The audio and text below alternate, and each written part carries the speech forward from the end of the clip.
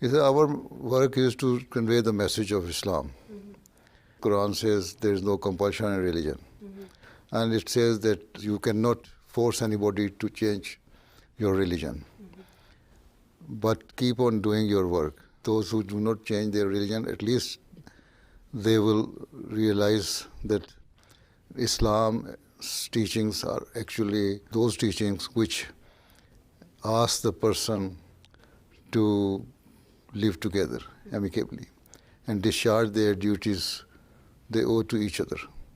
The founder of the Ahmadiyya community said, my purpose is to bring the people of the world before Allah, make them understand how to worship Allah and why should they worship Allah, and they should bow before their Creator.